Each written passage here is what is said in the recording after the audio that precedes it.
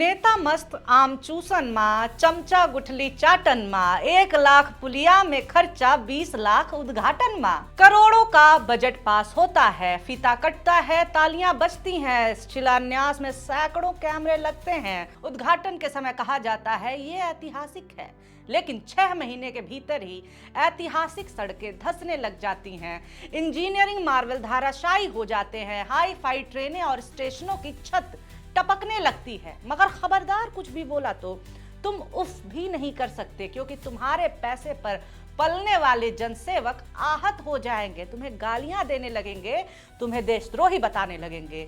जी हाँ, भ्रष्टाचार देश प्रेम है, उसके खिलाफ बोलना राष्ट्रद्रोह। राष्ट्रद्रोही कहलाने के खतरे के साथ आज हम बात करेंगे उन बड़ी परियोजनाओं की जिन पर हजारों करोड़ खर्च तो हुए, लेकिन आज आम आदमी मुसीबत झेल रहा है।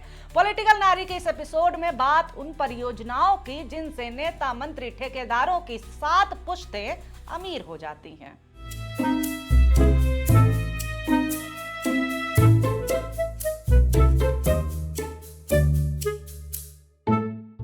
नमस्कार, मेरा नाम है निवेदिता शांडिल्य और आप देख रहे हैं पॉलिटिक्स। ऐतिहासिक सरकार में भ्रष्टाचार भी ऐतिहासिक होता है, देश प्रेम होता है, सवाल उठाओगे तो मारे जाओगे। मुंबई पुणे एक्सप्रेसवे का मिसिंग लिंक, जिसे इंजीनियरिंग का करिश्मा मार्वल बताया गया, वो पहले ही बारिश में दम तोड़ चुकी है। सीएम फडणवीस ने 1 मई को उद्घाटन किया था इसका, लेकिन 7,000 करोड़ की लागत से बने मिसिंग लिंक का काम 2 महीने में ही तमाम हो गया। उद्घाटन के कुछ दिनों बाद ही सड़क पर गड्ढे दिखने लगे, 9 हफ्तों में ही मार्वल सड़क पर गिर गया, घंटों गाड़ियों की आवाजाही बंद रही। जब लोगों ने जवाबदेही मांगी तो उन्हें मुख्यमंत्री देवेंद्र फडणवीस ने विधानसभा में भाड़े के टट्टे कह दिया। ऐसे कुछ भाड़े के टट्टे इस मिसिंग लिंक के बारे में भी पैसा ले लेकर सोशल मीडिया पर लिख रहे थे, उनको भी कह देना चाहता हूं, अगर महाराष्ट्र का अपमान करोगे छोड़ूंगा नहीं। ये भाषा है एक मुख्यमंत्री की, जिन्होंने इसकी आलोचना की। उनके लिए कहा गया कि हजारों झूठे मरे होंगे तो ऐसे लोगों का जन्म हुआ होगा, यानी कि अब सवाल पूछने वाले लोग झूठे हो गए। जब 7,000 करोड़ का चमत्कारी पुल अपनी गुणवत्ता खो बैठे तो क्या जनता का हक नहीं है कि वो ये पूछे कि उनके टैक्स का पैसा कहां गया, वादे कितने सार्थक रहे। लेकिन मुख्यमंत्री जी ऐसे लोगों के लिए कहते हैं कि जिन लोगों को कुत्ता भी नहीं पूछता, वो सोशल मीडिया पर आकर के मुख्यमंत्री को गाली दे रहे हैं। जिनको कुत्ता नहीं पूछता वो आजकल सोशल मीडिया पर आकर सबको गाली देते हैं, मुख्यमंत्री को भी गाली देते हैं। सरकार के दावों की जमीनी हकीकत जब खुल जाती है तो भाषा ऐसी ही कुछ होती है। 10 दिन पहले जिस मुंबई में पानी की कमी थी, वो आज बाढ़ में डूबी हुई है। ये हाल सिर्फ मुंबई का ही नहीं है, चेन्नई, बेंगलुरु, सूरत, गुरुग्राम, दिल्ली जैसे अनेकों आधुनिक महानगर बारिश के पानी में डूब चुके हैं। जब भी सोशल मीडिया खोलिए, एक शहर बाढ़ में डूबा हुआ नजर आता है। इन शहरों की महानगर पालिकाओं का बजट करोड़ों का होता है, लेकिन नालियों और पानी के निकासी जैसी बेसिक समस्या दशकों से हल नहीं हो पा रही है। पहली बारिश में ही शहरों के स्विमिंग पूल बनने वाले विजुअल सामने आने लगते हैं, लेकिन सवाल पूछने पर हर साल वही बहाना सामने आता है कि कुदरत का कहर है, अरे ज्यादा बारिश हो गई। लेकिन ये सारे बहाने वही हैं जो हर साल सत्ताधारी नेता अपनी नाकामी को छुपाने के लिए कहते हैं। इंडियन एक्सप्रेस की रिपोर्ट के अनुसार महाराष्ट्र राज्य सड़क विकास निगम ने मिसिंग लिंक डैमेज को एक्ट ऑफ गॉड बताया है। जी हाँ, उपाध्यक्ष अनिल कुमार गायकवाड़ ने कहा है कि ये ठेकेदार की गलती नहीं है, ये प्रकृति का प्रकोप यानी कि एक्ट ऑफ गॉड है। सब भगवान भरोसे ही चल रहा है, इसलिए भगवान ही अब अपराधी बनाए जा रहे हैं। मानसून में बारिश होगी ये किसने सोचा था, बताओ।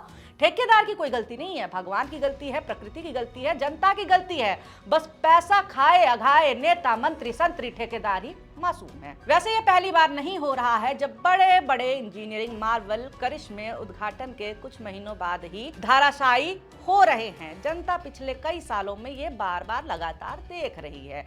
ऐसे उद्घाटन जिनका केवल उद्घाटन का खर्चा 20 से 30 करोड़ का होता है। ये वीडियो देखिए आप। ये प्रधानमंत्री जी का अपना संसदीय क्षेत्र वाराणसी है। मॉनसून अभी दस्तक ही दिया कि विकास की असलियत टपकने लगी।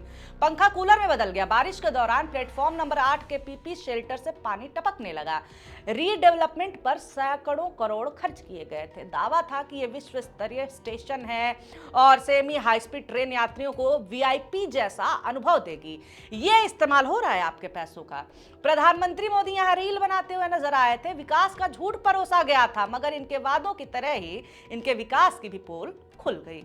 दिल्ली समेत देश के कई बड़े शहरों के लिए यहां से ट्रेनें चलती हैं। यहां से वंदे भारत एक्सप्रेस जैसी हाई फाई ट्रेन भी संचालित होती है। कहने के लिए स्टेशन पर आधुनिक सुविधाएं उपलब्ध हैं और इसे स्वच्छता के लिए जाना जाता है, लेकिन हकीकत तो आपने देख ही लिया है। अब रेलवे की सफाई भी सुन लीजिए।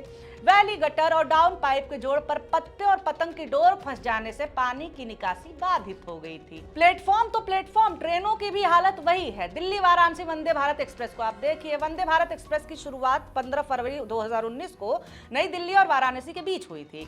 मेक इन इंडिया पहल के तहत शुरू की गई सेमी हाई स्पीड ट्रेन के सफर में कई बार छत से पानी टपकने की घटनाएं सामने आई, जो मुख्य रूप से एसी के ड्रेन पाइप में रुकावट के कारण हुई।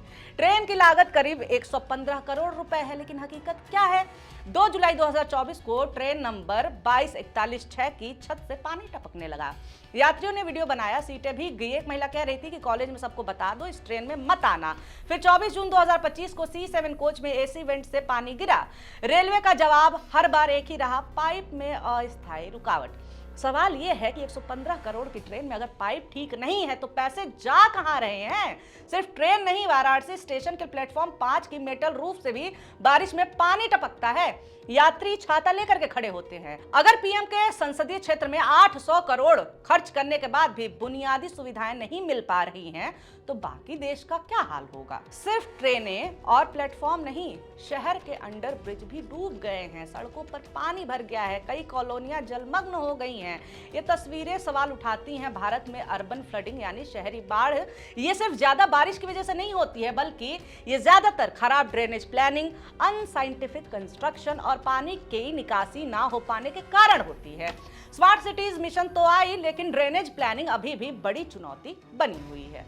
आईआईटी रुड़की की केस स्टडी में पता चलता है कि कई शहरों में अभी भी सड़कों और ड्रेनेज परेशानी को लेकर के लोग नाराज हैं। कहीं स्ट्रीट लाइट बेहतर हुई, लेकिन ट्रैफिक जस का तस रहा। कहीं स्मार्ट सिटी तो बनी, लेकिन सड़कें, फुटपाथ और नालियां वैसी की वैसी ही रही। यानी तकनीक और सौंदर्यीकरण में आगे निकल गए, लेकिन बेसिक इंफ्रास्ट्रक्चर में पीछे छूट गए हैं। इसी का नतीजा है कि बारिश आते ही शहरों की पोल खुलने लग जाती है। अब उत्तर प्रदेश का गंगा एक्सप्रेसवे देख लीजिए। 18 दिसंबर 2021 को इसका शिलान्यास हुआ था। उद्घाटन करते हैं स्वयं प्रधानमंत्री मोदी। भीड़ जुटाई जाती है, टीवी पर मोदी के भाषण चलते हैं, विकास का गुणगान गाया जाता है। 594 किलोमीटर लंबा ये एक्सप्रेसवे मेरठ से प्रयागराज को जोड़ता है और 12 जिलों से होकर के गुजरता है। सरकार का दावा था इससे सफर 10 से 12 घंटे से घट करके 6 घंटा हो जाएगा और 47,000 करोड़ का निवेश आएगा। इस पर कुल 36,230 करोड़ रुपए खर्च किए गए। लेकिन आज स्थिति क्या है? 23 फरवरी 2026 को उन्नाव में सराय कटियान के पास एक्सप्रेसवे का 8 मीटर हिस्सा धंस गया। जब मरम्मत के लिए सड़क उखाड़ी गई तो नीचे से आधा सैकड़ा सीमेंट की बोरियां निकली। स्थानीय लोगों का आरोप है कि निर्माण में बसहा झील की काली मिट्टी डाली गई, जो मानक के अनुसार नहीं है। जिस समय इसका 95% काम पूरा होने का दावा किया जा रहा था, तभी ये सड़क धंस रही थी। बदायूं में अधूरे निर्माण और बिना बैरिकेटिंग की वजह से 2 लोगों की मौत भी हुई। सबसे बड़ी मुसीबत टोल से शुरू हुई। 15 मई 2025 से टोल लगाकर कार के लिए 2.55 रुपए यानी लगभग 3 रुपए प्रति किलोमीटर कर दिया गया। नतीजा ये हुआ कि बदायूं के हिस्से में रोज चलने वाली 3000 गाड़ियां घट करके 1500 रह गईं। वनकोटा और डहरपुर टोल प्लाजा पर सन्नाटा पसरा है। लोग कह रहे हैं पहले देखने आते थे, अब टोल के डर से आते ही नहीं है। 36,000 करोड़ का एक्सप्रेसवे एक साल में धंस सकता है, तो फिर जिम्मेदारी किसकी तय होगी? शिलान्यास करने वालों की, उद्घाटन करने वालों की, किसकी? 1 लाख करोड़ की स्मार्ट सिटी, 20,000 करोड़ की नमामि गंगे, 1.8 लाख करोड़ की बुलेट ट्रेन। घोषणा बड़ी, उद्घाटन बड़ा, फोटो बड़ी, लेकिन सीएजी की रिपोर्ट कहती है कि स्मार्ट सिटी का 30% काम अभी भी अधूरा है। नमामि गंगे में 10 साल बाद भी गंदगी गंगा में गिर रही है। बुलेट ट्रेन 9 साल से रफ्तार नहीं पकड़ पाई है। समस्या ये है कि उद्घाटन के बाद मेंटेनेंस और जवाबदेही दोनों ही खत्म हो जाती है। इस बात की आधिकारिक जानकारी सरकार नहीं देती है कि जब मोदी जी उद्घाटन करने जाते हैं तो कितना खर्चा आता है, मगर एक आरटीआई से ये गुप्त जानकारी बाहर आ जाती है। साल 2023 में कर्नाटक चुनाव से पहले प्रधानमंत्री मोदी कर्नाटक जाते हैं शिवमोगा हवाई अड्डे का उद्घाटन करने के लिए। एक दिन का विजिट होता है, एक दिन का। आरटीआई करके जानकारी मांगी गई कि इसमें आखिर खर्च कितना आया। जवाब आता है 30 करोड़ रुपए। जी, उद्घाटन के तमाशे पर 30 करोड़ रुपए फूके जाते हैं। ये पैसा किसका है? मोदी जी का नहीं, हमारा और आपका पैसा है। हमारे पैसे से फोटो छपती है, भाषण होते हैं, उद्घाटन होते हैं और बदले में हमें बेसिक सुविधाएं तक नहीं मिलती। नेता हमें बहुत महंगे साबित हो रहे हैं। आपको भी ऐसा लगता है क्या? कमेंट करके बताइए। वीडियो आपने देखा है, अंत तक देखा है, अच्छा लगा है तो लाइक कर दीजिए और ऐसे वीडियोस आपके सामने आते रहे इसके लिए हमारे चैनल को सब्सक्राइब करना नहीं भूलना है। वीडियो देखने के लिए बहुत शुक्रिया, बहुत धन्यवाद।